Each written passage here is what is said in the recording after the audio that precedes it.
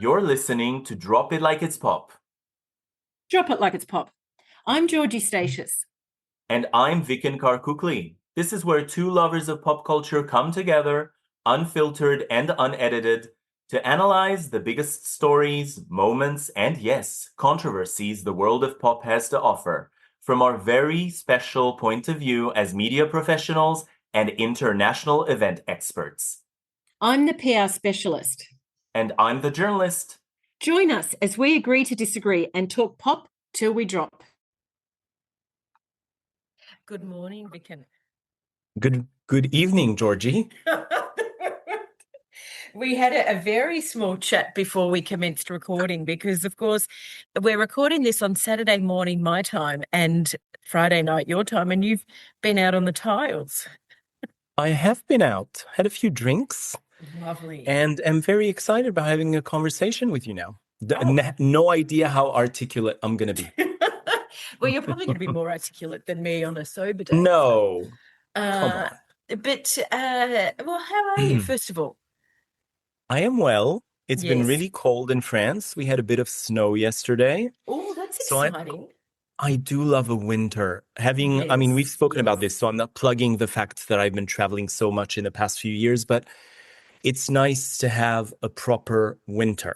After living in Dubai for a while and being away random times of the year, and being in New Zealand in July, which gives you a very weird Christmas feeling. Love a Christmas in July. I've said this many times before. So yes, how are you? I'm good. It's funny you talk about that, isn't it? Because I've always been I love a winter Christmas, but I'm also very aware that we are sold in pop culture that Christmas should be snowy. And we've talked about this before, that hardly any of the world gets snow. Well, it's the minority of the world gets snow during Yes. Christmas. And so I always fight against the stereotype because it's not what we experience, and that's not Christmas to us. And we're kind of sold this thing that Christmas has to be cold and, a hot Christmas isn't a real Christmas. Well, that's ridiculous. Yeah. Of course it is, because that's what it is. But I do find myself always drawn to a Christmas movie that's in winter and snow. So even if it's a Christmas movie in LA or a Christmas movie in Hawaii or a Christmas movie in Florida, I don't watch them, so it goes against my own rule. I have to say, it is one of the best things about the film The Holiday, because you kind of get the best of both worlds, and you have these two characters that actually move from the Christmas that they're used to a completely different setting. That's very true. And I think we've talked about this before as well, when the Walsh family experienced their first Christmas in Beverly Hills, on Beverly Hills 90210. Brenda found it really difficult because it wasn't the cold winters that they had at home, the cold Christmases that had at home. So that's right. Yes. Well, yeah, we're not in Minnesota anymore. Oh, You know what? One of my favorite Christmas memories, though, I have to share, is when it's cold enough outside that you can leave the baked Alaska on the balcony or in the garden, and it will not thaw. So it will not melt. So so cold that you can keep all those sensitive, kind of heat sensitive foods and the seafood and the oysters, you can leave them outside because it's so cold. Do you know what? That's funny. I remember when I lived in London having a little Christmas party at our house, and we had a tiny little balcony, sort of almost like a Juliet balcony on a terrace, and we just put the drinks on the balcony, and that was the bar. Right? You didn't Isn't need it the an esky. best? You didn't need, to fill the laundry trough with bags of ice. We just put them outside. And likewise, being in Sydney for Christmas, I have had this. I mean, we had a full-on Christmas party, and we had friends from all over the world and friends from Finland and stuff, and they were trying to push hot mulled wine on us, and I was like, no, it's too hot for this. Keep it away from me. But we have kind of adapted to, the stereotype that we're sold. Because here you can get, there's always recipes for eggnog ice cream. Yes. Love an eggnog ice cream. We're constantly justifying the fact that we have Christmas in summer, which I get very cranky about. But as I said, I also do love a winter Christmas. I think because it gets dark early and the lights come alive. I think that's the thing. That's right. It's the Yeah. lights. You've got to wait a long time in daylight saving for it to get dark and the lights to come alive. I do like, yeah, I mean, there's something about the cold, just being in the cold that says Christmas to me. And you know what? We were talking about this, about Christmas music, and I have this rule of not listening to Christmas music before November the 1st for some reason, because it doesn't sit well with me before. And I did listen to some of it in the past 3 weeks, and it's so funny because, and we've spoken about this before, I had this feeling that all of the Christmas music that we've had in the past 3 decades is interchangeable. But Yes. listening to some of those records over the past 3 weeks has shown me what a wide variety of Christmas musics we've had. And I was listening. To me, the two Christmas albums back in the 90s that kind of brought Christmas music back to the forefront, and huge stars started thinking, yes, we can have Christmas music again, Christmas albums, was obviously Mariah Carey's Merry Christmas, which features All I Want for Christmas Is You. I remember buying the cassette to that album when it came out in 1994. So it's not like I was late to the party. I had the cassette in my backpack going to school. You were an early adopter. Well, I mean, back in the day, you had to buy the record or you couldn't listen to the music. And it's not like Christmas music was all over the radio. It was still a very niche thing to be releasing Christmas music. And then obviously, if something worked with Mariah, pretty sure that Celine and Whitney were gonna follow suit. You know what I mean? So Celine Dion came up with her own a couple of years, well, a little more actually, 4 years later. And look at it now. The amount of Christmas records that we get, but they are more modern. And we were talking about Casey Musgraves. I really enjoy Sabrina Carpenter's Christmas album, which is called Fruitcake. So I love the name. And so, yes, there are different kinds. And I'm gonna plug my favorites at the moment. Well, my favorite song after All I Want for Christmas Is You is Leona Lewis, One More Sleep. I really enjoy that one because it's got a really nostalgic feel. Yes. And I told you recently, and I love that we had this debate over the too many formats of Taylor Swift's latest album, right? 34 or 37 different iterations of the record. Cut to me buying 8 different versions of Kylie Minogue's Christmas album. That is not even an original one. It's being re-released for its 10th anniversary. And I was like, yeah, I'll buy every color that's available. My head is about to explode because where do you store all of these vinyls? Well, my first question. I mean, we've had the conversation of these vinyls traveling to the United States back, particularly in the dead of summer when we had no idea where our shipment was, and I was picturing my vinyl records melting in the sun. Somehow they've made it. Well, they've got really nice shelves to live on, I have to say. But I've cut way back, I have to say. Okay. Well, Kylie 8 is very conservative. So, yes. Kylie gets a kind of free pass for anything that she does. You know what I mean? Yes. Well, it's Kylie. Kylie turned on the lights at the Battersea power station or whatever it is. She was all over my Instagram doing that. You know what she did, Kylie? She was at Lady Gaga's Paris concert. And she was turning the lights on there. Well, you know what, Lady Gaga carries her own light, so I think she's good. No, but absolutely. I mean, it felt like she was with the general audience in the kind of tribunes in the arena. She probably was. I didn't feel like she was in a special VIP section or anything, so I'm not quite sure.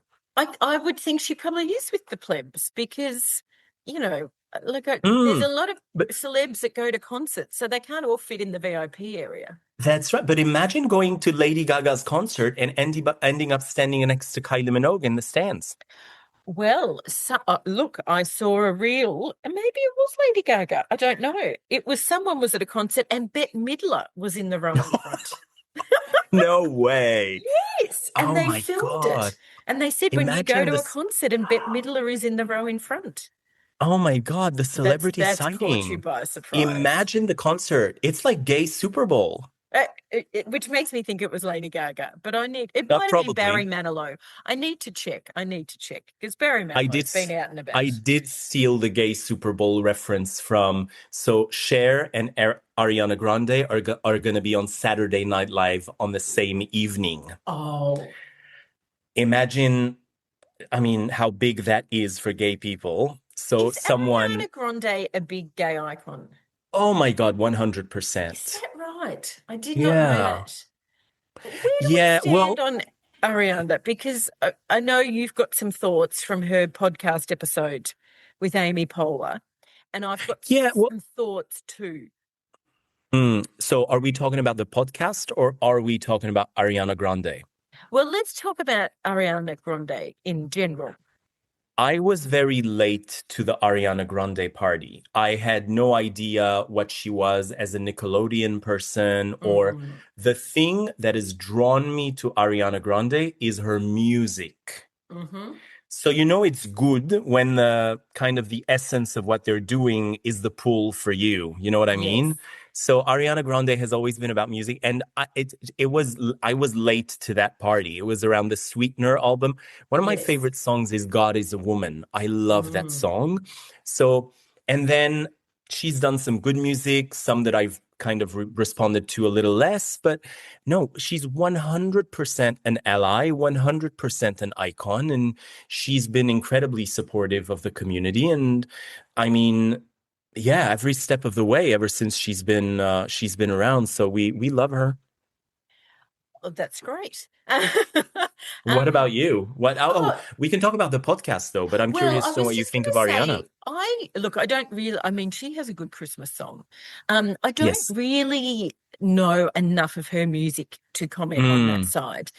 I find watching like the press junket for Wicked and when she's on certain interviews, I just find it very staged and quite not insincere. I find it quite fake. Because what I like seeing her is on like Jimmy Fallon doing, she's on there with Blake Shelton, and I can't remember who the others are, and they've got to continue singing songs. Or when Kelly Clarkson. When she does the impression, she's really funny, and you actually get to see her personality. But in some of these interviews, it's like they've sucked her personality right out. And so I find that, I like it when you kind of can just see her, and she's very funny, and she's quite quick and I don't know. There seems to be two different Arianas that pop up in interviews. And on the podcast, what was interesting, and I haven't listened to it, I've just seen snippets on Instagram, but you might recall there was a bit of a controversy where she was in an interview and her voice dropped, and they said when Ariana forgets to speak in her fake voice.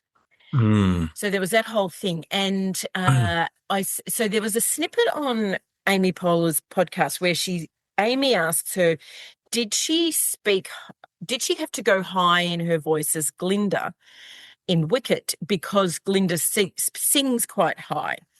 And it felt like she was kind of alluding to the controversy of her voice and what's her real voice and what's her voice that she puts on. And it was a very odd answer, I felt, because she said sometimes her voice sits here and sometimes it sits here. And it's like, oh, no, your voice. Well, I say that and my voice does sometimes break when I'm speaking in conversation. Well, you went really high-pitched just now. I just realized that. And I know we've talked about when I get very revved up and cranky about something, my voice goes very high. Only dolphins can hear you now. I got home last night from being away for work and I said something and Stephen goes, why'd your voice go so high then? But so actually I'm probably speaking against my own point, but it was just weird the way she talked about, her, like she has no control, but then I don't have any control over my voice. It has no moderation. But it was interesting because I did feel like it was a little Yes, a little sort of nod to that controversy. And I felt she was kind of doing a little nod back. But yeah, I find her Yes. really can be really funny, and you see the real her in some interviews. And then in other interviews, you get this very different kind of persona. Yeah. Well, so much to actually unwrap there because, first of all, we've spoken about the importance of one's voice in being credible in transmitting information, sending out a message.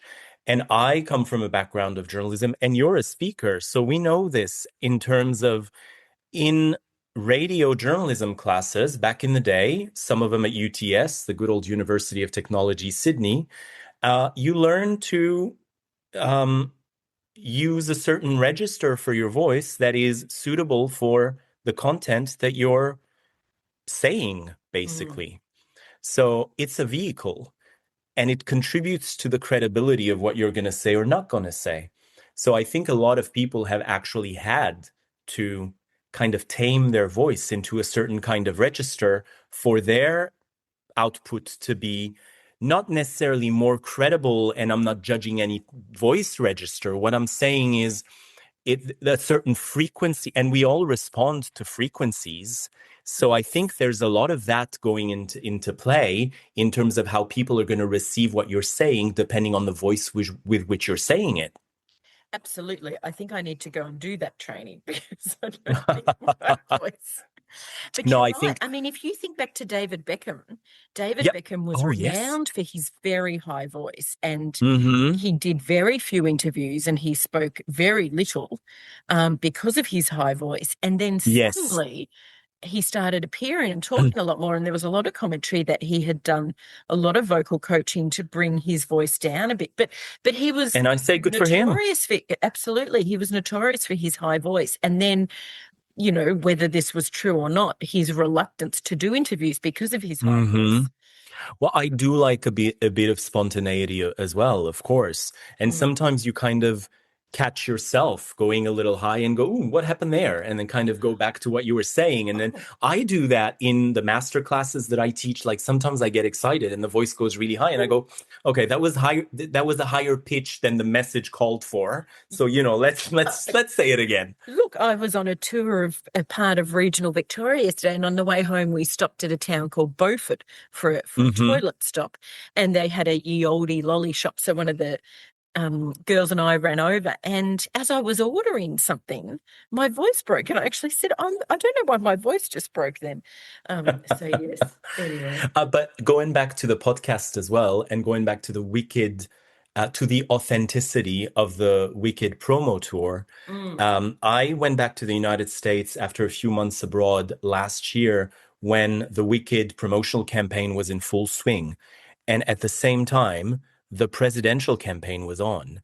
I am not Yes. sure which was more aggressive. To be fully honest, Yes. it Yep. was so much Wicked at the same time and like it felt intrusive and aggressive and too much. Yes. So I know, and we've spoken about this, that now you have like the lead up to something is more important than the release and what comes after because you only Yes. have a weekend or a Yes. week to actually make a mark. So it all had to happen before. Of Yes. course, it was very, very intense because the Yes. stakes were really high. But you're absolutely right.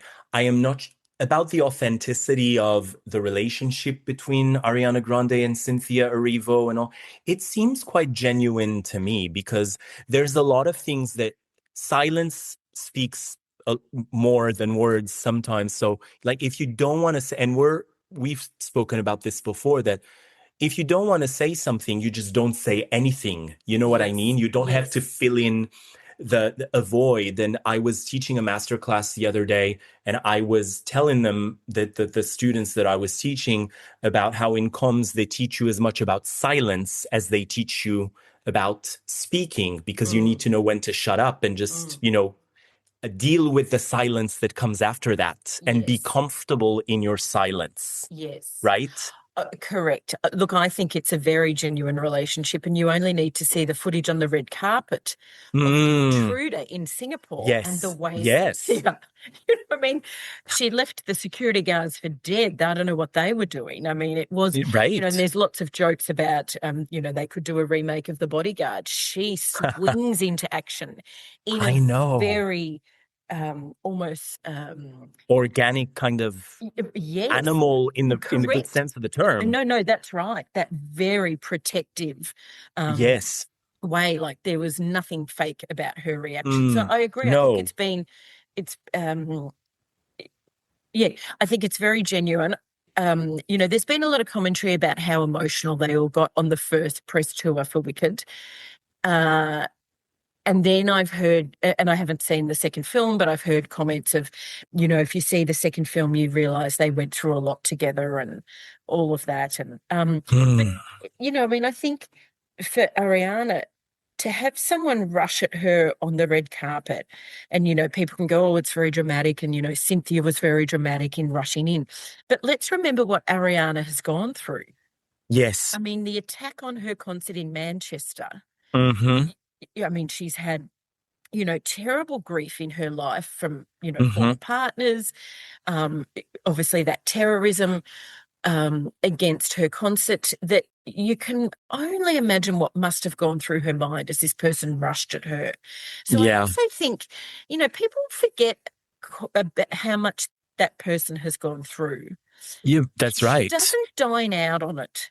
I think there's a lot of stars that would dine out on the fact that their concept was a terrorism plot, and not me, but I can just imagine it would be brought up in every conversation. But she doesn't. No, she doesn't. And that benefit concert that she pulled together, and she does a lot of that very quietly, I think. Yeah, I think. That event was kind of very disturbing to witness because it seemed like something very trivial and kind of a dare kind of situation. But of course, if you look at all the context of that, obviously it takes on. And he's notorious for it, this person. Apparently his it seems. In Instagram account says something like world's most hated troll or something like that. So he's a notorious nuisance. And they're the kinds that are hard to control. I mean, there have been many instances of celebrities confronting. I mean, Tom Cruise has done it, and a lot of other people have done it, of confronting them on the spot. This was not one such situation where you could. No. So, actually, Tom Cruise, I'd like to chat about him for a moment. Yeah. I think that's a good segue into he got an honorary Oscar, an Academy Award with Debbie Allen, the great Debbie Allen. Yes, love Debbie Allen. And for those of you who don't know, an unbelievable choreographer. If you were ever a fan of the TV series Fame. Oh, she would sit with that stick, just tapping it. And that bit in the credit where she says the only currency with which you're gonna like there's only one currency with which you're gonna pay your dues, and that's sweat or something like that. Oh, we must find that and post it. Yes. Actually, fun fact, we obviously know this because we went to the Taylor Swift film, and when they were filming The Fate of Ophelia film clip, there's no music playing. It's all the tapping, like a is it metronome? Yeah. Whatever, Yeah. And she doesn't record any of her film clips to music for the risk of the music being leaked. Yeah. So it's just. I think the first was it me? Was me the first video for which she did that? I remember vividly that me would have been one of the first times that she did that. Yes. She did say that she had played the song to her circle. Some of the people in the video had heard the song, but they weren't dancing to it because of all the extras and all the kind of people hanging around. Yeah. Which just, shows how great the choreographer is, how Mandy Moore, of course, how great all the dancers are, that they are just recording this to a beat. Yeah. Not too Hmm. easy. But I'm not sick of that video yet, by the way. no, correct. Actually, I have not watched it as much as I should, so I might pop back to Mm. it this weekend. But Tom Cruise, I mean, he's not won an Oscar. And, No. I'm glad they gave him an honorary one. Whatever you think of Tom Cruise, and I mean, I have a lot of thoughts on Tom Cruise, but, he is Mr. Films, isn't he? Like, he Yes. really champions that sort of old school glory days of cinema. Um, from, Yeah, and he was in, and he, I mean, Paul Newman won an mm, Oscar playing opposite Tom Cruise. The Color of Money. Yeah, Dustin Hoffman won an Yes. Oscar playing Yes. opposite Tom Cruise. Rain So Man. Yes. he's been, and it wasn't like he was a supporting role. He was on Uh, par with them in terms of input into the film. Absolutely. I mean, I think one of his best films is Magnolia, Mm, where he plays a motivational style speaker. yeah. And it's a very small part. I mean, Magnolia, which didn't, I mean, it got a little bit of coverage. I saw that in Paris, actually. It was a rainy day. Okay. It was about Hmm. the only film that was in English and had French subtitles. So we went to, Yes. that is an unbelievable film for anyone who hasn't Hmm. seen it. It's very much an ensemble cast film, and he's not in it a lot, but I think that is one of his best performances.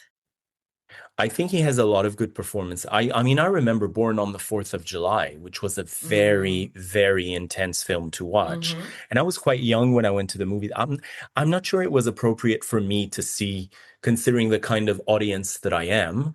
Yes. But I saw it, and it was a Yes. very intense, because you know what? Tom Cruise was still, talk about breaking a mold of what you're expected to be doing, because he was this hot young thing.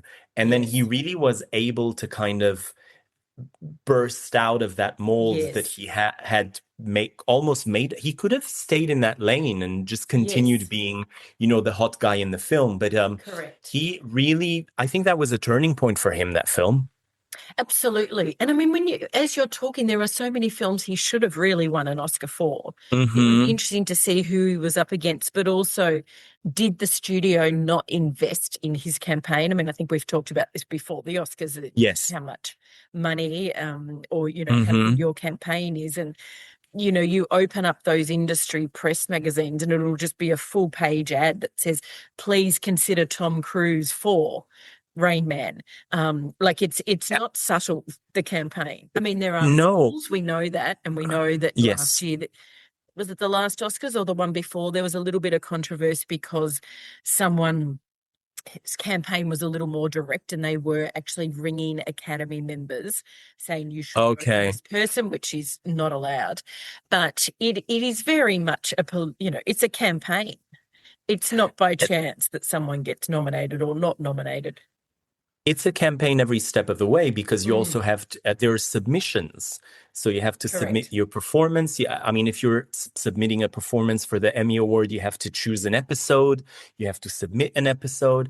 And then I remember being in, I don't know when exactly it was, but that I was in Los Angeles and all around town. And I vividly remember one of the billboard, it wasn't even in a paper, it was on a billboard, on a massive billboard in one of the main streets in Los Angeles, that had the "For Your Consideration," and it was for the show Ozark. So Oh, for yes. Laura Linney Yes. and Jason Bateman and Julia Garner. I think it was for Laura Linney, this one. I'm not quite sure. But yes, it is very, very out there. And people, I mean, even for the Walk of Fame in Hollywood, people think it's Mm, just something that happens, mm. that it's a spontaneous thing. People actually have to pay for a star. Usually it's their fan club, or any Yes. organization that they're affiliated with or something, but it's not as kind of spontaneous and Mm. innocent as one Yes. might think, not taking away anything from some of those performances, because I mean, some of those are still viewed Of as course. absolutely Oscar worthy. But I mean, sometimes yeah. I mean, do you know what? I do want to go back to that voice thing that we were talking about before. Um, and I also want to go back to the podcast. Yes. Before you If, do, I just want to give yes, you a fun fact. So, yes, as please. I've mentioned before, when I worked for a hot minute in the comedy department of Granada at TV in London, um, Like I remember because the shows that they were producing at the time always were getting a lot of awards at the BAFTA TV, Yep. whatever the TV awards were, these were very award-winning shows. And I remember being in the office when one of the girls was choosing the clip to be played as the nominee ran. And, so you're watching the Oscar and, they say, and the nominee is, Rain Man, and they play a clip, and then you see behind the magic that it's just a PA. I'm not saying just a PA, but it's just someone in the office going, "Yep, we'll choose that clip to be played." Of course. Yeah, absolutely. But if you so this ties in with the Oscar stuff that we were talking about, but also with the voice stuff. I don't know if you've heard the latest interviews with Jennifer Lawrence, Oscar winner for her performance in Silver Linings Playbook. She's been nominated many times. It feels like a different Jennifer Lawrence. Her voice like a different Jennifer Lawrence too. Well, I mean, that's a different, maybe, but that's kind of a different, because we're quite used to people altering their appearance. But I feel like the most dramatic thing that I've witnessed is how composed she is when she's talking, because she was notorious for, and I think there was something endearing about Jennifer Lawrence because she was a bit all over the place and very spontaneous and said it like she meant it and was very outspoken and used some colorful language. It feels like she's really kind of changed her ways in terms of public speaking. And I saw snippets. I didn't watch. There's the Las Culturistas podcast that she was featured on, and the way in which she speaks is completely different to the Jennifer Lawrence that we were used to. I agree, but I think it actually does tie in with the fact that she's come back looking slightly different too. I think it's yeah, I do. I think it's the whole package of not reinventing, and it may be older and wiser. Maybe. I mean, there's a lot of discussion about a certain look that's happening in Hollywood at the moment, sort of this dewy, everyone's, I'm not casting aspersions if people, I'm not saying she has had work done. If people want to have work done, good luck to them. But there is a bit of a sameness happening with a certain group of actors, and I'm not talking Bradley Cooper's sort of morphing into Manilow. There is a certain look, but I think it is all tied in with this coming back, and maybe it is maturity. She's had a child. She's not in her 20s anymore, and we do all act different at different stages. It's just we don't have the world watching. But this is very different. It is very different. Yes. Yeah, it's not like kind of a natural. It feels like she's disappeared, went to a remote place where they reset her, and she's now come back. It's like she's on Young and the Restless, and she's gone to Europe for the summer, and then she's come back played by a different actress. Yes. What's that called? It's something, or when they're 6 years old and they go for a European holiday and come back and they're 18 when no one else on the show has aged. Yes. Oh, the good old days. Syndrome of something, aging something. I don't know what it's called. There's an actual. Maybe our producers will whisper that in my ear. I was just going to say we'll get our team onto that. Speaking of voices, I went down a little rabbit hole last night of Kim Kardashian, which I don't usually go down because I'm not. Look, it's not that I'm not. I don't hate the Kardashians. I just am not a fan. I don't. I think what I will say for the Kardashians, I don't agree about the flack that they get about being famous for nothing. For being famous. Yeah, being celebrities for celebrities, because they are very smart. Obviously, their brand has helped, but they have built some pretty amazing businesses. So you cannot take away from Kim or Kylie or Chris for, I don't know how hard they work, but I mean, you can have fame and still have a business that doesn't survive. So I love that you didn't mention Kourtney in that list. or Chloe, because I don't think they quite have the businesses that, they don't.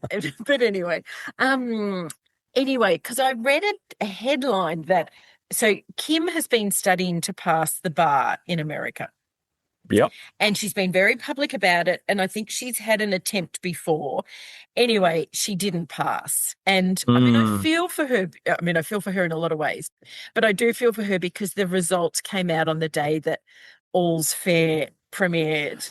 Wow. So, but the headline that caught Talk about a double whammy. Correct. And she sort of makes a joke about it in her latest post. But the reason I went down the rabbit hole is I saw this headline that she had ranted against all the psychics and clairvoyants who had predicted that she would pass the bar. And now I haven't been able to find the clip. It could be tongue in cheek, so I'm not going to, make a comment on that, but it did amuse me.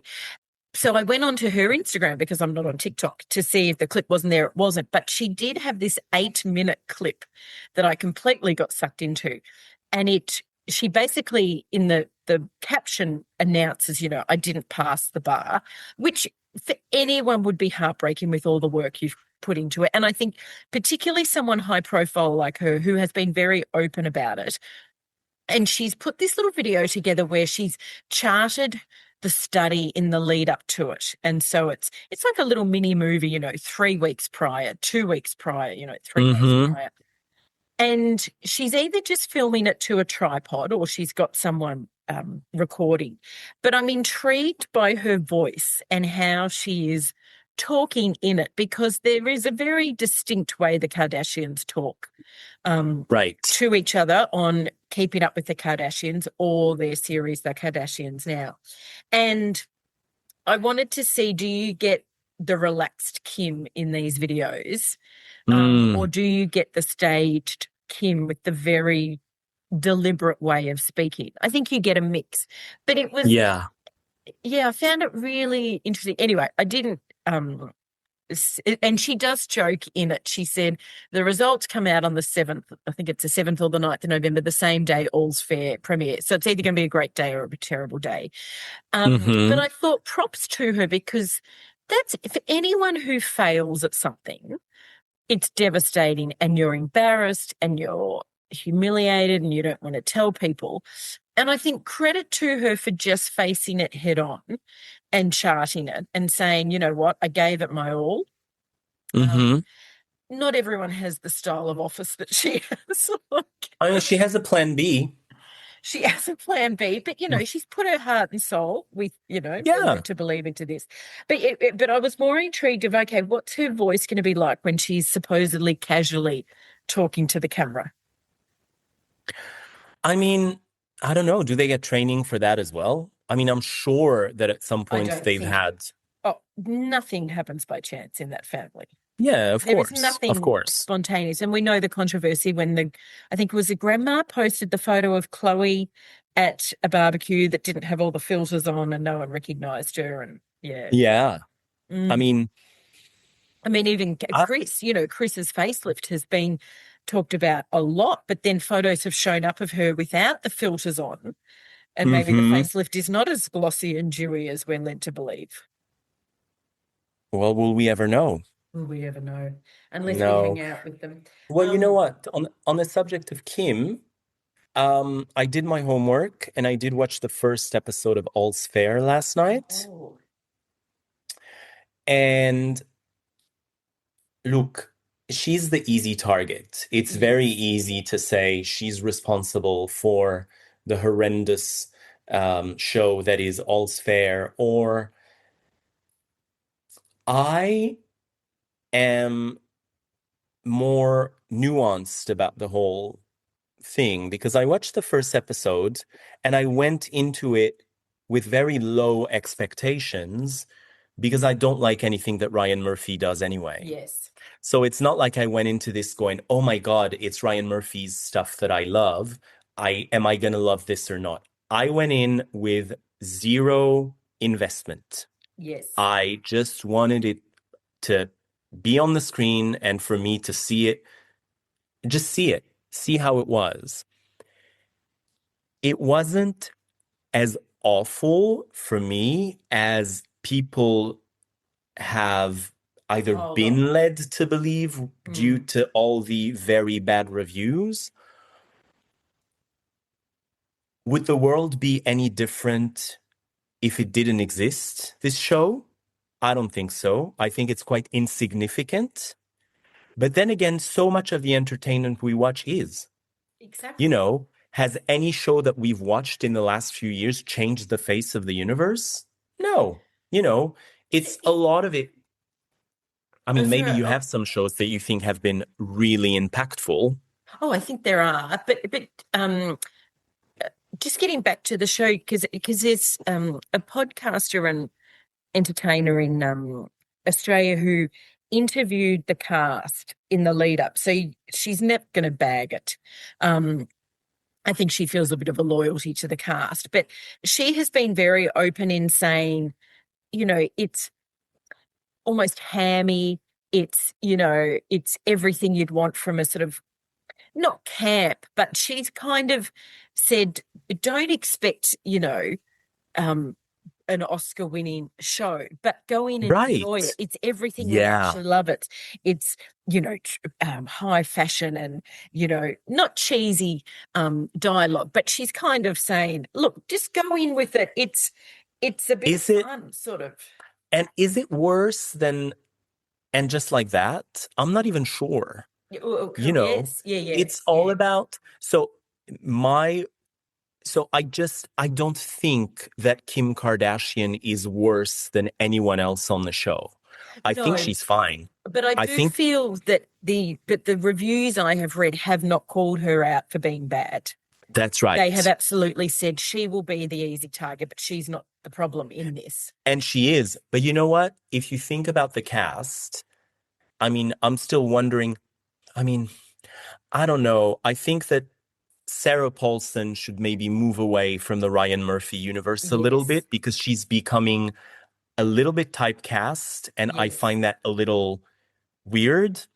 I am not sure. Capote versus the Swans, was it that Naomi Watts was on? Yes. I haven't seen that, but I'm not sure. That could have been one episode, I felt. I'm not sure about Glenn. I'm not sure about Glenn Close being in there, because what is she doing there? But what has Glenn Close been doing in the past few years? I mean, talk about a person who never won an Oscar. Glenn Close. Yes. So there's a lot of questions that we're not going to get the answers to. And then there's Niecy Nash Betts that I absolutely adore. She could be reading the phone book I'd be watching. Her delivery is absolutely incredible. For me, she can do no wrong. And she won an Emmy thanks to a Ryan Murphy show. And it was the first time that she was given a platform as a full-on drama actress, whatever that means. And, whatever the Emmys mean in terms of recognition, she still did win. So I feel, just to cap the things off with my review of All's Fair, it's just very light entertainment that borders on insignificant, but then again, it's entertainment. A lot of stuff. You know what? I remember an interview of Kylie Minogue back in the late 1980s about Neighbors. And she says something along the lines of, oh my God, I wish I had the exact words. But it doesn't pretend to be Mona Lisa or Gone with the Wind. It's just what it is. And so we have to treat it as such. Absolutely. Do you feel, and I'm not saying that these two people are the same, but I do feel there's certain writers, creators, directors that almost I've got. Oh, go. It's never pretended to be Gone with the Wind or Mona Lisa. It's television. And better than that, it's popular television. I think millions of people around the world can't be wrong. That's what Kylie Minogue said about Neighbors back in 1988 or something. Perfect. I liked that. No, I liked that that whole monologue came to your head. You're right. And let's not pretend every show has to be groundbreaking. Like sometimes we just want some fun. That's right. But I just wonder whether, when you were talking about Sarah Paulson and Ryan Murphy, there does seem to be some creators, directors, showrunners that, and showrunners being the creative vision. I mean, I always think it's such a misleading term because I always think it's the runner on set. Right. But of course it's not. That have this cult following amongst their actors slash actor. The old school term of actresses, of course, we call them all actors. But and David Lynch is one I think of, and it's probably because of Naomi Watts. But do you know what I mean? And John Waters was probably one in the 80s, the same. That John Hughes was probably one in the same as well in the 80s. Yeah. That had this, but probably a bit more with, I feel, with David Lynch and with Ryan Murphy, and I'm not saying they're the same person by any stretch. I'm just saying the kind of allegiance to them, more perhaps than John Hughes and John Waters. Not the Australian John Waters. I'm talking about the John Waters who did Hairspray and the like back in the day. They have this kind of allegiance, this following of these actors that you feel would do anything for them and would sign up before they've even read the script. Oh my God. Read the script. Read the script. Like people are. But do you think they could say no, even if it was a bad script? Like, I feel like some of them really are in this cult with these certain creatives in Hollywood that even if they read the script, it was terrible, they'd still sign up for it. Yeah, but I think don't go around on television sets bragging that you said yes before reading the script. Correct. When people are gonna tear it apart, like tear it down or something. You know, right. it just, and I believe I sent you a message going, you did. They're all over the media saying, oh, we said yes before reading the script. Read the frickin' script, people. Do you think that's a preemptive strike? So if the script gets picked apart, they've kind of said, well, we read it before the script and we just know so-and-so is so amazing. I don't know. I just wonder whether there is a tactic there to get out in front. I guess it would be a tricky line to navigate. But then again, look at what happened with Katherine Heigl when she refused to submit an episode for the Emmys the season after she won the Emmy for Grey's Anatomy because she didn't feel like she was given Emmy-worthy material. I mean, look at that. Well, I mean, kind of, I'm not going to say it ruined her career. Well, it did. I think she's quite open about that. I think she's had a little bit of credit since. I think time has served her much better. And I think she's not been apologized to, but I think people have been a lot more kind in how they viewed that situation. Yeah. You're right, absolutely. So, but I mean, if you think about All's Fair and people not reading the script, in the first episode, Judith Light appears in the first episode. Fantastic. 3-time Emmy Award winner, legendary Broadway actress, 2-time Tony winner. She was in a previous Ryan Murphy show. She's there. Grace Gummer, Meryl Streep's daughter, appears on the show. So there you go. These people would have read the script. Yeah. But see, I think they just but this is what I mean. There's this cult following that they'll sign up for anything they do and they'll be attached to it, whether it's their best work or not their best work. Look, I've got to say, I'm all for shows about courthouse dramas because I love a good courthouse drama. I loved LA Law, remember? Like there's LA Law was amazing. The Practice is one of my favorite shows of all time. My latest favorite courthouse drama was Cardi B's trial in the United States. For allegedly, so she won. She wasn't. They didn't find her guilty of any wrongdoing. Can I ask? Oh, sorry. Yes. No. Go ahead. Did it surpass Gwyneth Paltrow's court case about the ski slopes and the accident? Look, I think we're pretty much on the same level here. Okay, that's but good to know. I've got to run this PR wonder past you, which is Cardi B's album was coming out at the same time that the trial was taking place. And the name of the album was Am I the Drama? And so I was following her on socials and when the album was coming out and all those memes of Cardi B started coming out of her with the different wigs and all that stuff in the courthouse. I mean, fans will know, but I don't know if you know that we were talking about the different versions of an album when it comes out. She came out with a courthouse edition of the album, and the cover of the CD is photos of those like the memes that all the memes that came out of her with the different wigs. And there's one with the blonde wig, and there's one with the black hair wig. Yes. Absolute a gold genius. Why would in you terms not of lean into it? Why would you not lean into it? That's right. Let's flip the narrative. Correct. Lean into it. Absolutely. And I love it when people do that and lean into it. Yes. And the latest for me, and it's not pop culture per se, yes, but it is pop culture, is Zoran Mamdani winning the mayoral election in New York City. Yes. And he posted a few hours ago a photo of him on a plane, all smiles, like literally smile up to here, up to his ears. We all know where he's going. He's going to Washington, D.C. to see Trump. Yes. He's going to the White House. And that photo, there is no caption. Yes. It's just the photo with the smile.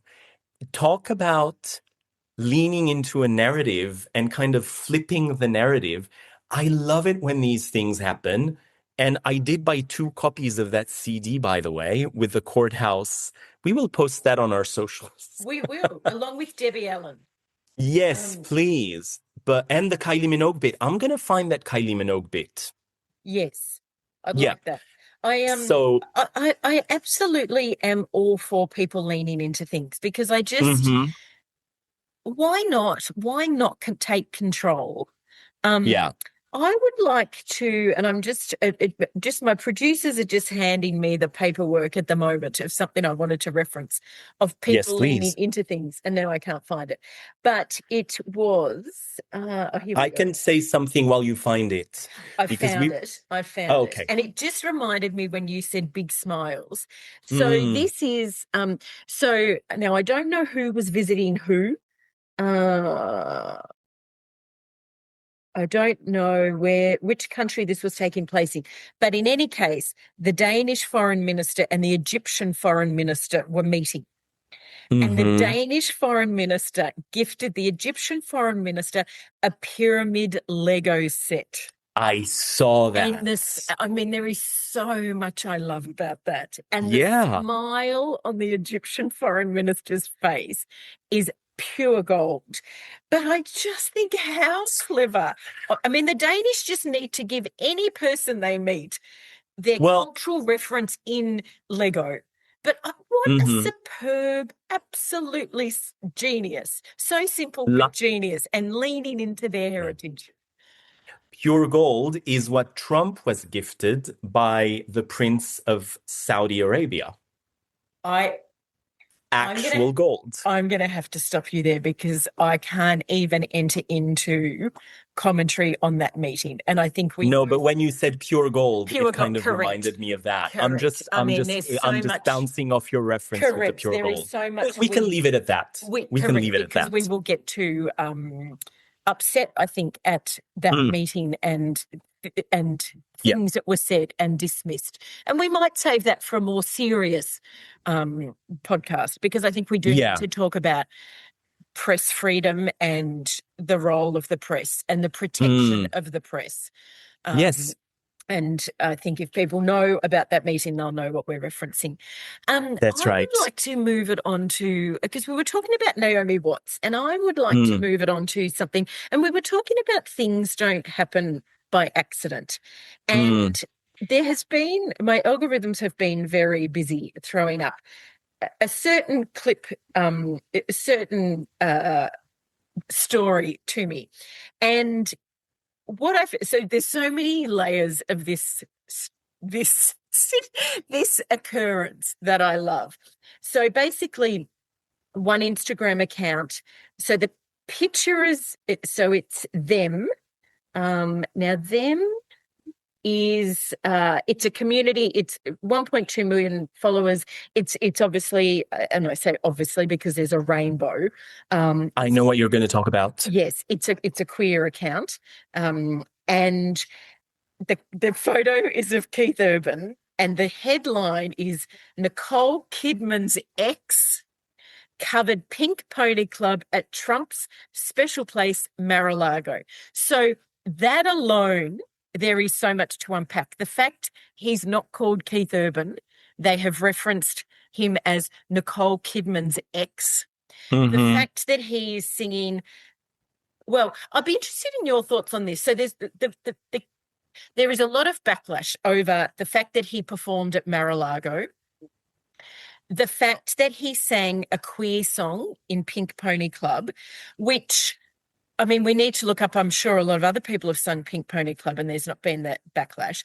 The fact that they reference him as Nicole Kidman's ex, but more tellingly was the post was liked by Naomi Watts, who, of course, is best friends with Nicole Kidman.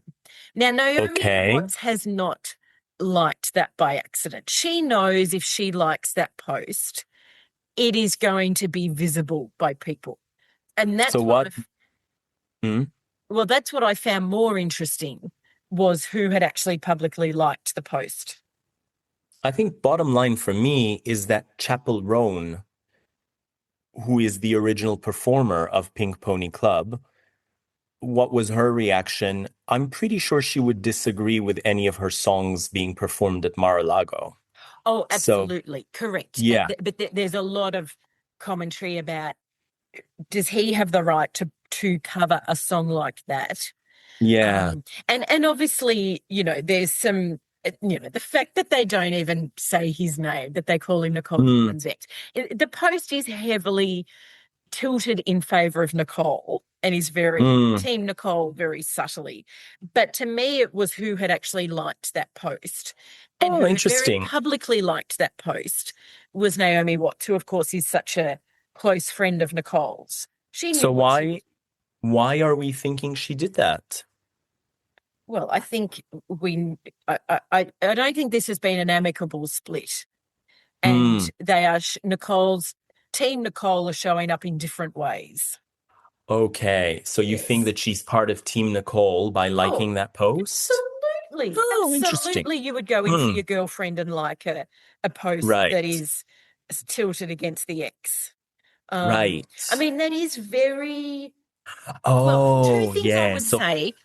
Keith Urban is he is a music genius. There is not one song Keith Urban doesn't know. And when he's been on The Voice in Australia, or when he's been on American Idol, it's always talked about his knowledge of music. He knows every young and up-and-coming artist. There is not one song that's played that he doesn't know every word to. It doesn't surprise me he would cover Pink Pony Club. It is a very popular song. He covers a lot of songs. He's very, he does some amazing covers. But I think the whole thing wrapped up in playing at Mar-a-Lago, him performing at Mar-a-Lago seems very off-brand for Keith Urban, for the old Keith Urban, the pre-split Keith Urban. It's completely off-brand. And so I think I can absolutely see why Naomi Watts would have liked that post. Okay, I get it. I do follow them. I hadn't seen that post, though. I mean, I'm on and off Instagram. I don't spend a lot of time on it these days. But what post did you think I was talking about? No, I thought you were talking about what Josh Hutcherson said. So he was asked to share some support to the trans community so he said, F the haters, and then he said, haters are just fans who are having a bad day, or something along the lines of that, which I found was quite interesting in terms of, we were talking about how some of the Swifties who didn't like Life of a Showgirl completely kind of flipped on Taylor Swift because it wasn't what they were expecting. And we spoke about the fact that maybe they were resenting the fact that she was quite simply just happy, and that didn't align with their approach to life in terms of, being maybe angry at people or, So I felt that that's what you were going for. So that's No. so No, but it's I'll be. interesting because I want to pick up on that, not on Josh Hutcherson, but on something else. Because I think with this whole story about Keith Urban, and I don't know the function, what the function was at Barrel Ago, so I'll be very honest on that. I don't think the issue is Keith Urban covering Pink Pony Club. I think the issue is Keith Urban covering Pink Pony Club at Mar-a-Lago. Mm-hmm. So Yeah, no, a absolutely. location owned by someone who Mm-hmm. is notoriously not for queer or gay rights. Mm-hmm. I mean, is an understatement. So I think that's the layer in there. But it makes me think of Eminem, who I love, which I really struggle with because I really love Eminem and I love his music, but I do have an issue with lyrics in his music. Um, Yes. and in fact, just a side note, I was at the gym last week and our instructor had got the class times muddled up. So he was 10 minutes late. So we're all in the Pilates studio, which usually has very, calming music because it's a Pilates studio. But we were getting the music from the gym floor. And I don't listen to a lot of rap music, but Mm-hmm. there was some rap and there was some heavy metal, but the lyrics were things like, um, what was it? It wasn't like slap my bitch up, but it was cry like a bitch. Go ahead, cry like a bitch. Maybe it's a very well-known song, I don't know. But I just sat there and went, we do everything to normalize showing emotions. Mm. And we still have songs that are basically go ahead, cry like a girl, but we're referencing the Yeah. girl as a bitch. It is Yeah. so, and people can go, you're overreacting. It's just a song. It's not just a song. This seeps into our everyday. Of And in course. fact, actually, there was the AFL draft for new recruits into the draft. So these are like 17, 18-year-old kids, was during the week. And a close family friend's grandson was picked as number 8 draft, which is massive. Like, this is the national draft for our elite football. And some of the boys were showing quite a bit of emotion, as you would. Like, they have been on tenterhooks. They've met with every club. You don't know whether you're going to get picked, and this is televised live on national TV. And the comments of the reporter covering it around, oh, you're getting very emotional, or you're still having a cry. So went, oh, really? Are we really doing this? Are we still making commentary on boys showing emotion and crying? Well, who's that person? Correct. And exactly. Like, And does it matter? Well, but if you it think does about matter it, though, because it's on national TV and no, no, it's in no. What that I mean, does that person's opinion matter? Is what I'm saying. The yes, fact because that he's saying it on national he television, does, yes, because absolutely he's got the matters. microphone and he's Mm-hmm. leading the narrative around it. Thankfully, so he's on the ground chatting to the new draft picks. Thankfully, the team in the studio, which includes a female sports presenter, did talk about, no wonder these kids are emotional. Like, this is, and a lot Mm. of them, they've also been doing their final year. Most of them are year 12. So they've not Yeah. only just done their final year of school. But anyway, getting back But to if a portrayal of masculinity and stuff. So I do yes. have as much as I love Eminem, I do have an issue with a lot of Eminem's lyrics. And I'm keen to know your thoughts on when Elton John came out and performed with Eminem, because Eminem had notoriously been seen as his lyrics were quite homophobic and Mm. quite troublesome, let's just say. Yes. And then Elton John came out and performed on Stan, I think it was. Mm-hmm. Mm-hmm. And then the reaction of, you know, It was very clearly that was a publicity stunt of course. because, I mean, no one can sing that song other than Dido. That's Mm-hmm. her song, by the way. Mm-hmm. That was her Mm-hmm. song before it became a sample on Stan. Absolutely. So And the song Thank let You, for Dido anyone who sing the doesn't song know. at the Grammys, you know. Yeah. Let Dido sing the song at the Grammys. I think Elton John's been very vocal about the fact that Eminem is not homophobic. I think it comes down to how much do you want to um how much do you want to be considerate of what the audience hearing what you're saying is going to impact them? And I have a good example very close to home. I have a friend whose brother's gay, and in France, within the community, sometimes we allow ourselves to use words to refer to each other that are, if they're uttered by people from outside the community, they're considered insults. Yes. And so my friend she uses the F word to refer to gay people. And and that doesn't sit well with me. No. And that doesn't sit well with my partner. No.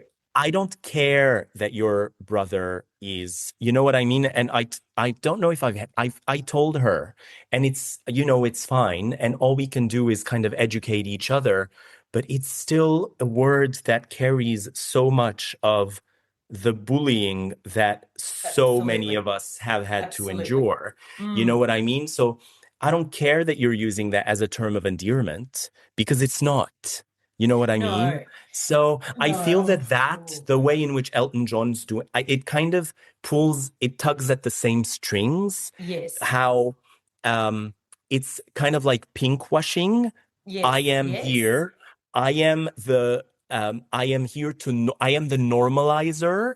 Yes. I am here to tell you that this is not. But if you're hurt by something, it's still your thing. You know what I mean? It's still Correct. It still impacts you in a negative way. And the best way to not impact is not to create a situation and then to do damage control, is to not create the situation in the first place. Correct. Oh, absolutely. And there's lots of things I would like to talk about from your comment there. So one thing I don't know if I've ever asked you this, but I'm keen to get your thoughts on this. So there's someone I follow on Instagram who she would absolutely consider herself a gay ally. She possibly would consider she's Australian. She possibly would consider herself a gay icon. All her close friends are gay. And she'll say things like, I'm hanging out with the gays tonight. I'm going to meet the gays for a dance at the nightclub. And I really find that term offensive because it is a generalization of it's grouping people together. And she always talks about the gays this, the gays that, can't wait to see the gays will be loving this. Who is this person? Oh, I'm not going to name them because they're... Can you text, can the producers whisper it in my ear? Yeah, exactly, because she's the kind of person that would potentially come after you.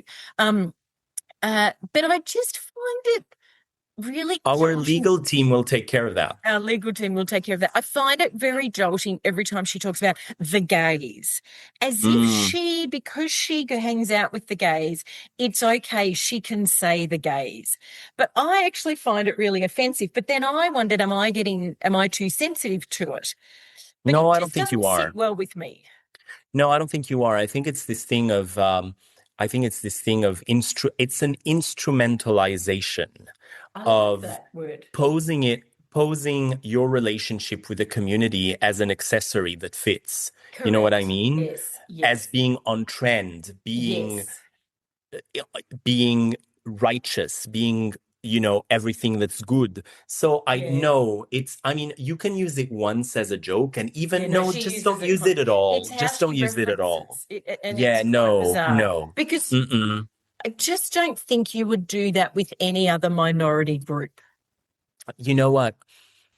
I absolutely agree with you, but I feel that people are so quick to consider themselves expert when they've been exposed to something for a hot minute. Correct.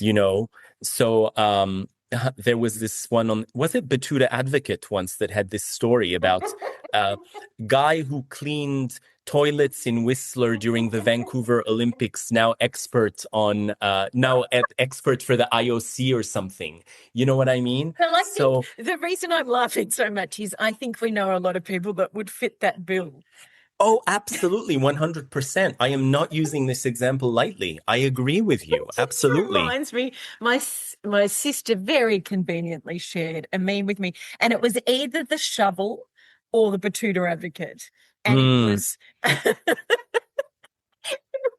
man who went to Oasis concert has not posted any stories from the concert, and his family are concerned for his welfare. And of course, I could not stop laughing because I cannot stop sharing things from the Oasis concert. Yes. Oh, they're good, the Batuta Advocate. I mean, sometimes there's no article. And the Shovel and the Onion are very Sometimes good there's no article. It's just the headline. It's usually just the headline. I've never read the article. It's just the headline. Sometimes there is an article, but they're really good. No, so yes. So I feel there's one classic one about, girl goes home for Christmas. Oh, what is it? It's basically about,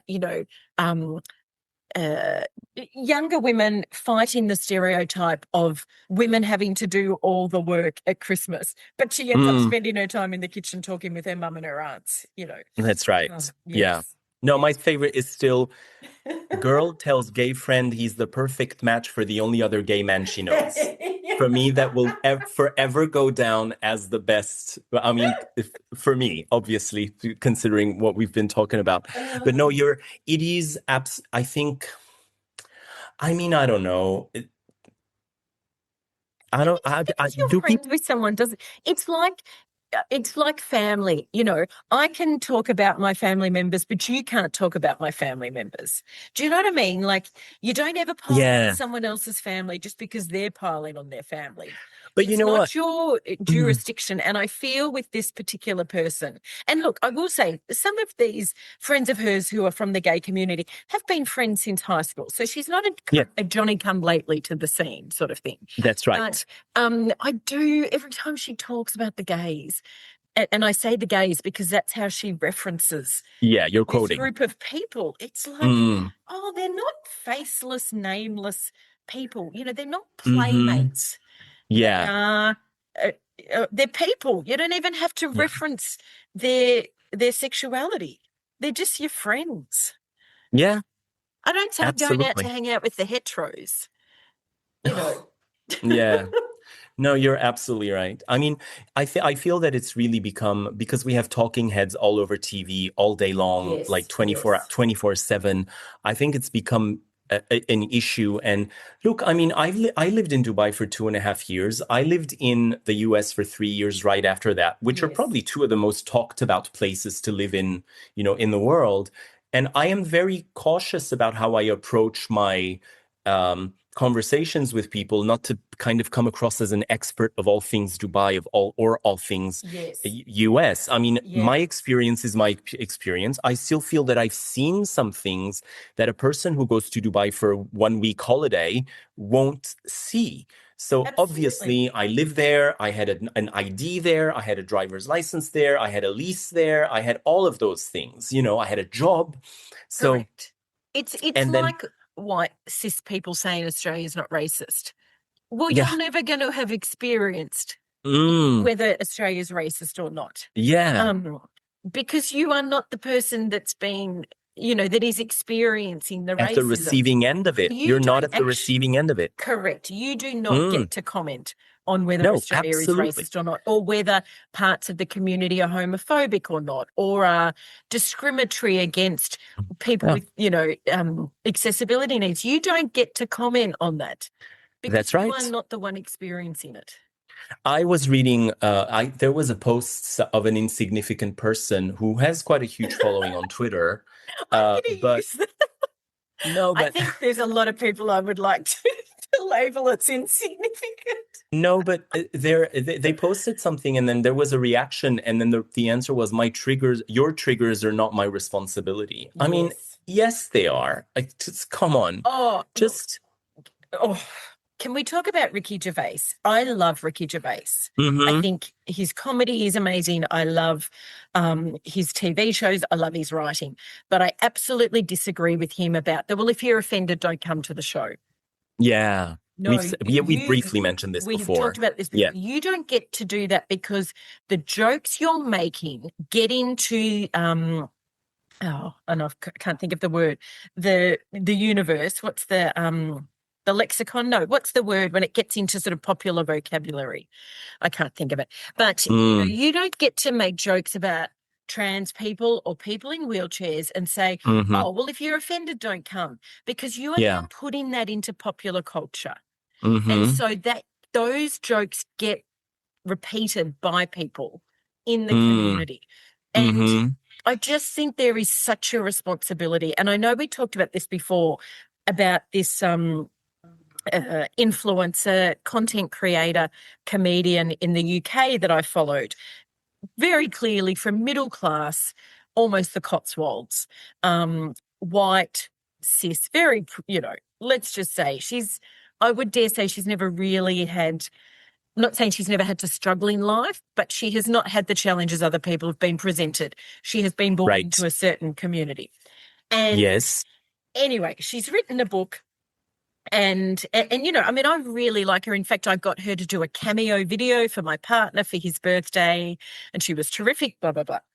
But she really lost me at a point because she has written this, a book, sort of a semi-biography, I guess. And in it, she must say her child was throwing a paddy. And I've never heard that before.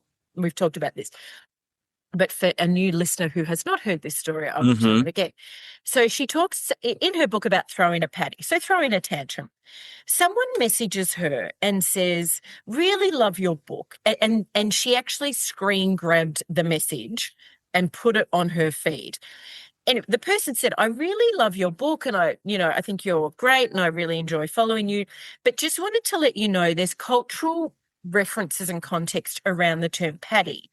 And it is seen as a very racist comment to the Irish of the English occupation and the cultural, the context of the English and the Irish. Yes. And I thought, good on this person, because if it was me, I would have gone, oh my gosh, I had no idea that was the context. Thank you for bringing it to my attention. She doesn't do this. She doubles down on it and then goes through a whole rant of people take it too seriously and and went off at this person. And then, of course, brought Ricky Gervais into the conversation by words, not actually brought him in on her Instagram by, and played clips of him going, well, if you're offended, it's not my issue, it's your issue sort of thing. Oh, yeah. And I thought that is the most childish way to respond to that. You do have a responsibility. And I have no doubt she had no idea of the cultural context of that. But if someone tells you that is a really racist term, and it is really offensive to people, and there's deep-seated and deep-rooted meaning in that term, you say, oh, I had no idea. I'm really glad you told me. I won't use it in the future. But to double down on it just made me think, and then to kind of hook onto Ricky Gervais's argument. And then you turn it into a story when it wasn't anything. And to screen grab this, and because the person's message is really nice. Like she's respectful. She's saying, I really like the book. I really like you. I think you're really funny. You may not know the history of this term. But to then screen grab that, and really what she should have done is stepped away from social media for a couple of days, let it settle, and then come back. But she's gone on her high horse. And you just go, ooh. I think a lot of these people, with what we've spoken about, being surrounded by yes people and being in positions of some kind of power, lose touch with a lot of what's appropriate or not, or how you deal with these certain kinds of situations, plural. And that means that sometimes you just have to surround yourself with the right people, or have people to call you out on some things that you do wrong. And then sometimes you just have to let it sit on the back burner for a couple of, hours or days or something. Right. And then, it will be an insignificant something and people will have moved on. The insignificant people will have moved on. That's right. That's now, right. Insignificant. Of moving on, I'm very conscious of time. Yeah, I just wanted to we were talking about voices, because we've ended up talking about courthouses and voices a lot on this episode. One place where the voice matters is the courthouse. And if you're delivering an argument, and also that's what I was thinking when you were talking about Kim Kardashian, is that what voice would she be using if she were to do a closing argument in front of a courthouse, in front of a jury or something. And I have to tell you, having been a journalist for many years, and I covered a lot of court cases, and I, as the person that I am with all the kind of knowledge that I've gathered over the years, I really kind of felt that the lawyers that delivered the best, the hard-hitting arguments and like closing arguments and stuff, they were most often the ones that knew how to use their voice in the right way. And there's a very heavy acting component to that whole thing. Absolutely. Yes. And then likewise, and we're talking about podcasts and radio. I come from a background of radio, as I said, and I feel that when you listen to and I'm going to go back to Amy Poehler, the issue that I had with the episode with Ariana Grande. I mean, Ariana Grande is someone that I consider worth kind of gushing over, you know, and being excited by.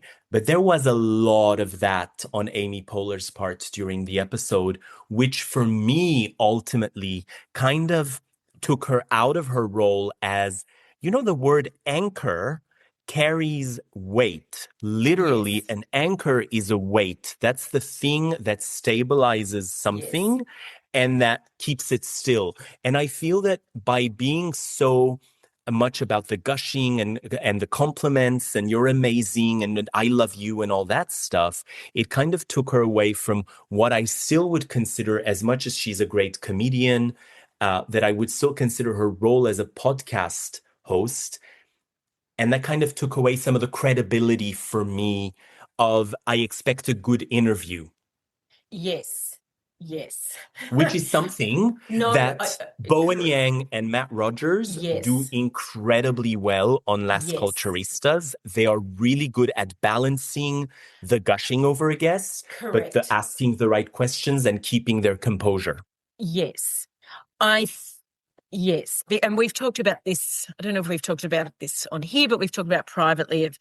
I used to really love Dax Shepard, but I do find Dax Shepard talks over his guests or talks too much. And Dax Shepard is really open about listening back to his first podcast. I mean, I listened back to our first podcast and I think I just yelled at you the whole time. I remember sending the podcast to my partner and he just wrote back, "Why are you yelling at me?" You know, and it's interesting because I've got this podcast and I have another podcast and I've really had to pull back on saying yes and because I do realize I talk over people and I try and fill the gap. Right. Which is fine, because in an interview, you want to give a reaction to the person. But when it's just an audio medium, when you're listening, you can just hear me going, yes, yes. And so you do really have to watch it. What I would say two things on the acting, I'm a keynote and part of the keynote speaker and part of the training we do is voice exercises and, you know, reading poetry and reading passages of writing to really work out our choreography almost about, as I say that, my voice breaks again. I obviously need to do a bit more training, but our choreography of where we put the emphasis on words and where we put the pause and where we build that drama. With Amy Poehler, I think some episodes of Amy Poehler's are superb and I think others are not. And I think where she excels is where she's friends with the person and it really feels like a conversation. So I think she's very good at the conversation. I think her podcast with Jack Black is superb. It's one of the best I've heard. Her podcast interview with Olivia Colman is one of the worst interviews I've seen Olivia Colman ever do.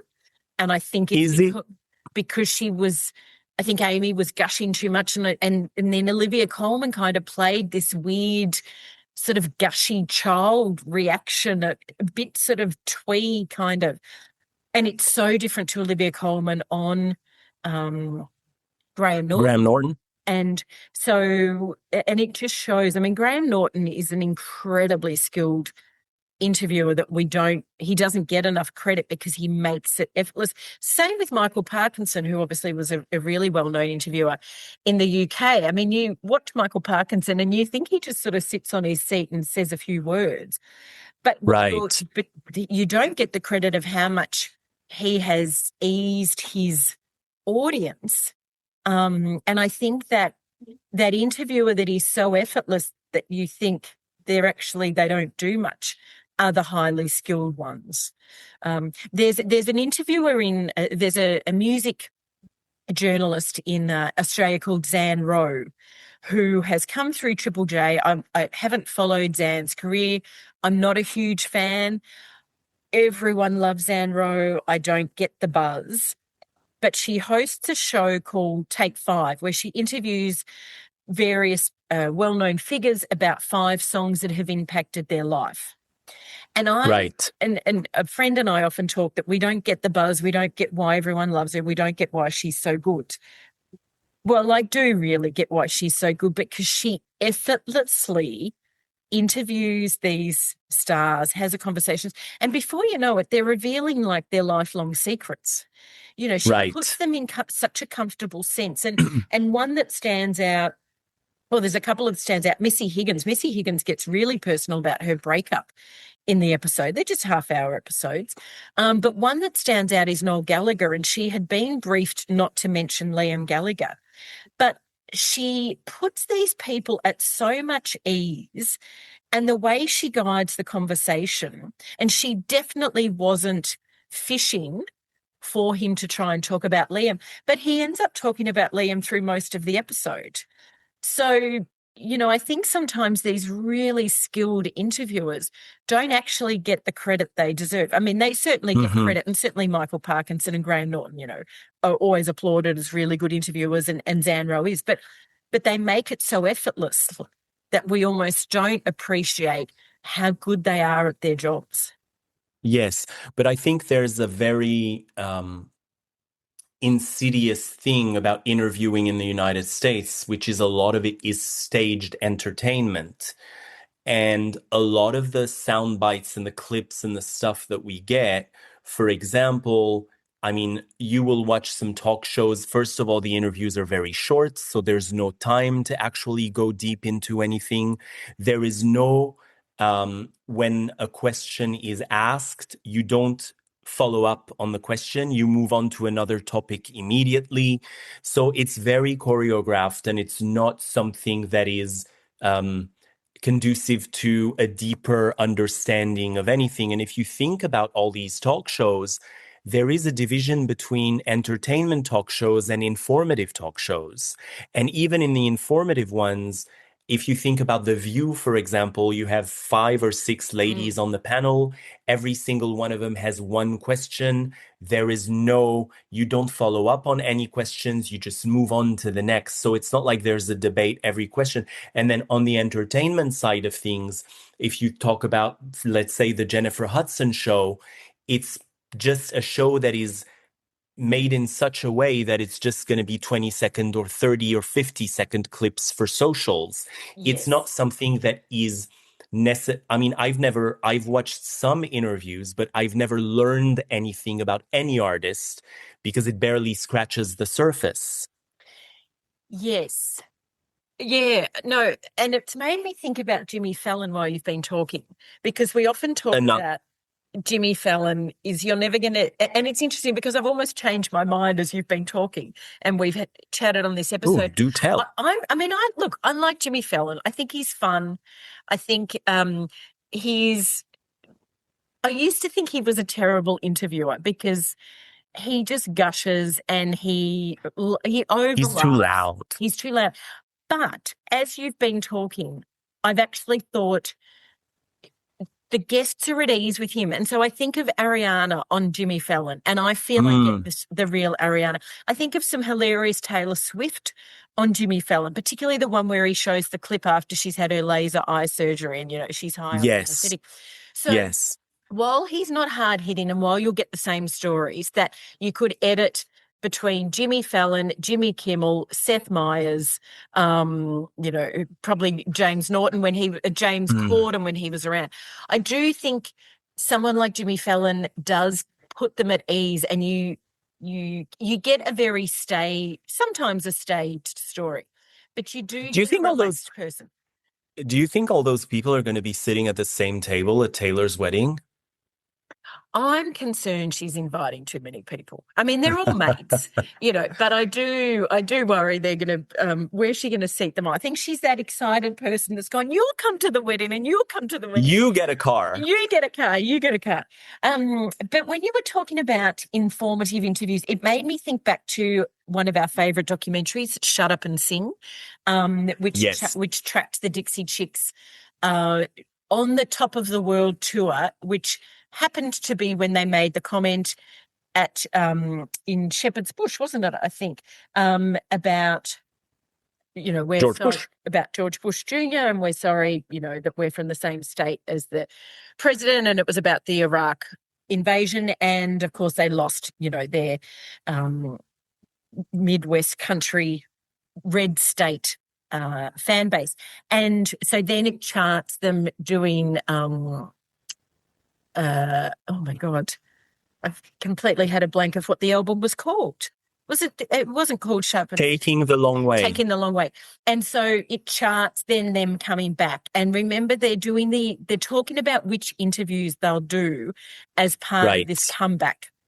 And they talk about the interview with Diane Sawyer and just the prepping for that interview and the kind of questions, not only the kind of questions that Diane will ask, and, they've got a whole binder to rehearse it and talk about it, but how she will start the interview. Now, of course, Diane Sawyer has not aged well when we look at her interview of Britney Spears.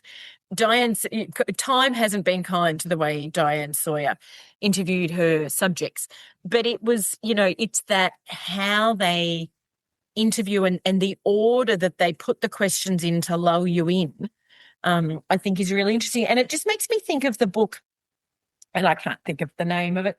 It's too early on a Saturday morning, but it's in my office, but I don't have time to dash in there. I'll come back the next episode. But basically he interviews, 500 top leaders of their field. And he asks them a set of questions. And at the start of the book, he talks about not only how he picks the questions. Oh, what did you just do? It looked like you're electrocuted.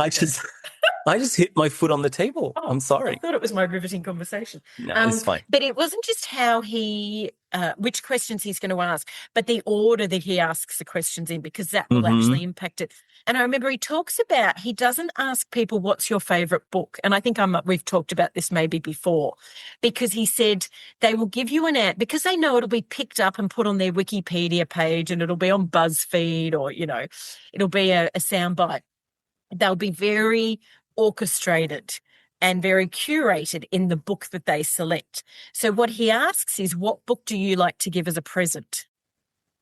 Because that's actually more revealing. So it's a really fascinating study of how you ask questions, but also the order that you ask questions in. That's right. Yeah, we did speak about. Do you remember what mine would be that I would give to people?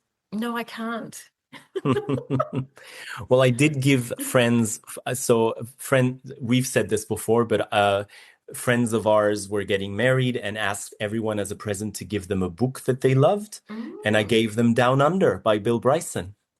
I like that. I like that very much. It's like the Danish foreign minister giving the Lego set of the pyramids to the Egyptian foreign minister. Absolutely. Yes. Yeah. I wonder if other foreign ministers are thinking, why didn't I get a Lego Opera House, or why didn't I get a Lego Eiffel Tower? But you know what? The difference between a building like the Sydney Opera House and the pyramids is obvious. Is that of course the pyramids are a building, but they're also history, of course, whereas the Sydney Opera House is, and there's so much that has been kind of, I have a Sydney, like a figurine, can you call it a figurine of the Sydney Opera House at home? So, yeah. Yeah. Well, there we go. But I do like that thing of I think he's touring again in Australia. My sister and mum went to see his last show here. Oh, lovely. It's because of Bill Bryson that I know how to say Des Moines. Oh, really? Well, he comes from... Well, it's a French word, so... Yes. And I know I'm not saying it very well, Des but I know Moines. it's not Des Moines.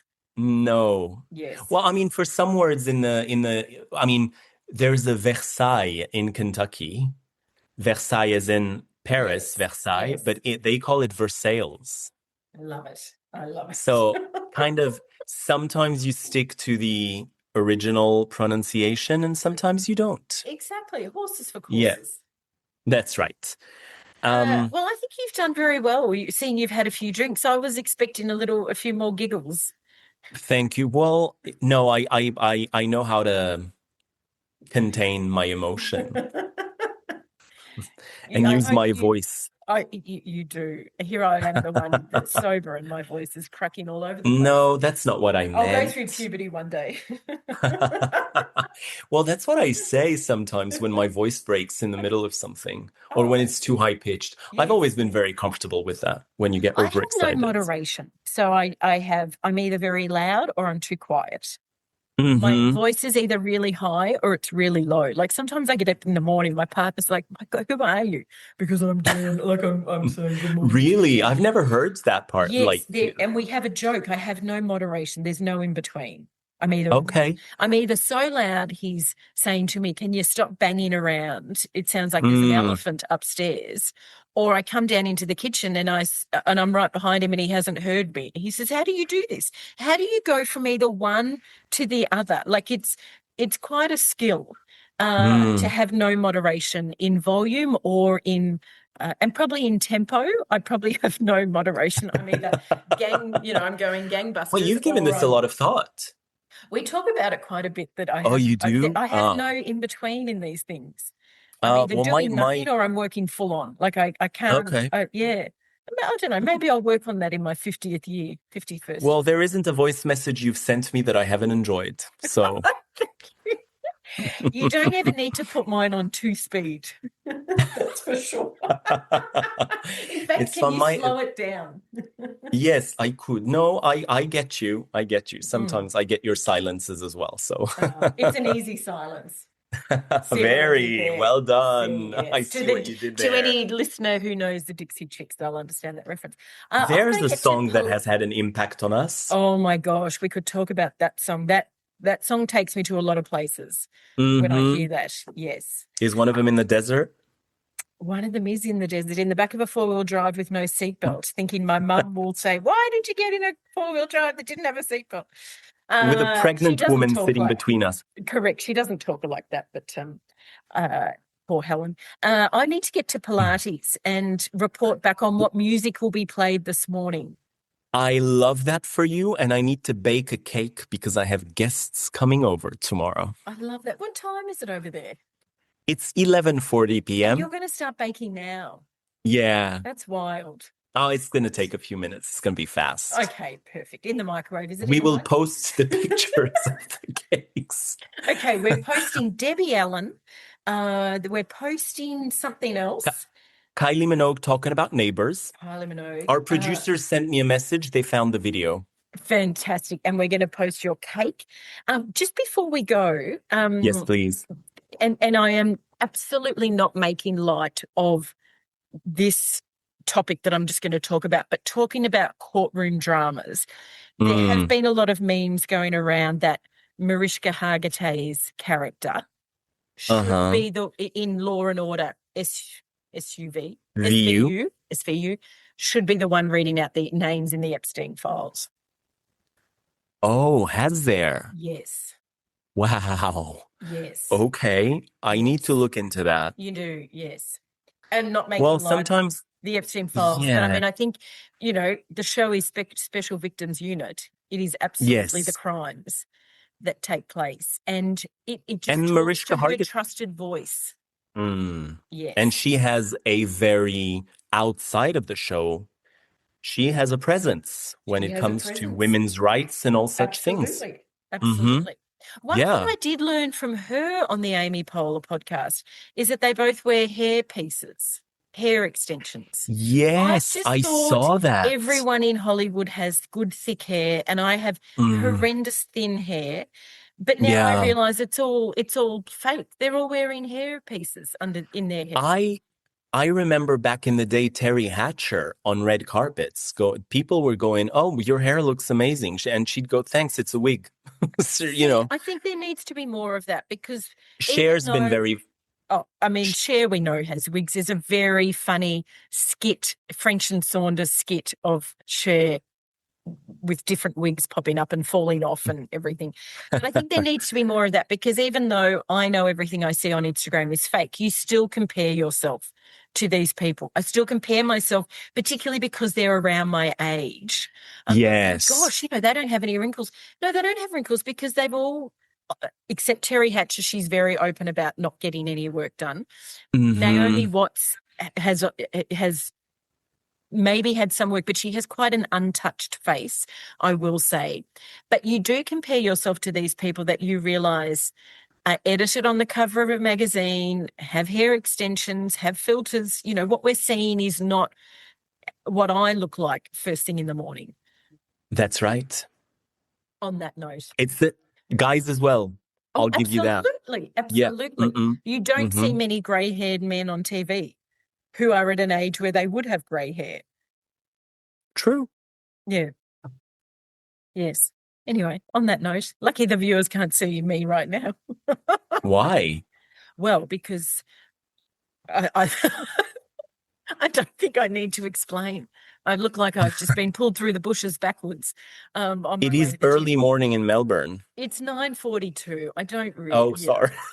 Sorry. I did get up at 6:30 though. I did get up at 6:30. Good. On a Saturday. That's good. Well, I had to come into the office to do this, and now I'm going to the gym because it's near the office. Well, I appreciate you for doing that. Yeah, thank you. Enjoy that. We look forward to hearing about the cake, and we'll get our producers onto and our social media coordinator onto posting those clips. Yes, please, team. Until next time. Bye. Bye. Oh, let me just finish the recording. Rookie error. We've got some technical hitches. We'll start again. Goodbye. Bye-bye. This has been Drop It Like It's Pop. Be sure to follow us on our Instagram page at Drop Like It's Pop to have access to our latest episodes and playlists. Until next time.